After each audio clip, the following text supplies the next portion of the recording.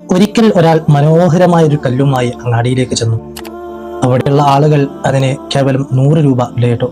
പക്ഷേ അതിലൂടെ പോയ രത്ന വ്യാപാരി അതിന് 2 ലക്ഷം രൂപ വിലയിട്ടു. യഥാർത്ഥത്തിൽ എന്താണ് ഇവിടെ സംഭവിച്ചത്? ആദ്യം കണ്ട ആളുകൾ കേവലം അതിനൊരു കല്ല് മാത്രമായി കണക്കാക്കി. പക്ഷേ ആ കല്ലിന്റെ മൂല്യം തിരിച്ചറിഞ്ഞത് രത്ന വ്യാപാരി മാത്രമാണ് എന്നുള്ളതാണ്.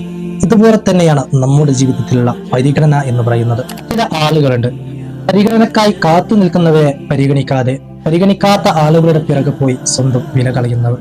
ഇവിടെ ഒന്നോർക്കുക, നമ്മുടെ സംസാരവും നമ്മുടെ ഇടപഴകലുകളും ഇഷ്ടപ്പെടുന്ന ആളുകൾ ഒരുപാടുണ്ടായിരിക്കെ അവരെ തിരിച്ചറിയാതെ, അവരെ പരിഗണിക്കാതെ നമ്മുടെ സംസാരവും ഇടപഴകലുകളും ഇഷ്ടമില്ലാത്ത ആളുകളുടെ പിറകെ പോയി അവരുടെ പരിഗണന യാചിച്ചു വാങ്ങാതിരിക്കുക.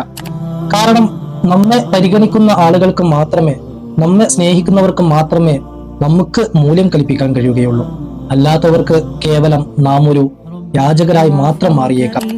മാതാപിതാക്കൾ മക്കൾ തമ്മിൽ, ഭാര്യ ഭർത്താക്കന്മാർ തമ്മിൽ, സുഹൃത്തുക്കൾ തമ്മിൽ, ഇങ്ങനെ പലരും ഒരുപാട് പരിഗണനകൾ പ്രതീക്ഷിക്കുന്നുണ്ട്. അത് കൃത്യമായി നൽകാൻ നാം തയ്യാറാവുക. അല്ലാഹു തആല നല്ല രീതിയിലുള്ള ബന്ധങ്ങൾ മുൻനിർത്തിക്കൊണ്ട് ജീവിക്കാൻ തൗഫീഖ് നൽകട്ടെ. ആമീൻ യാ റബ്ബൽ ആലമീൻ. أسرار قلبي وجئت ألقي أسى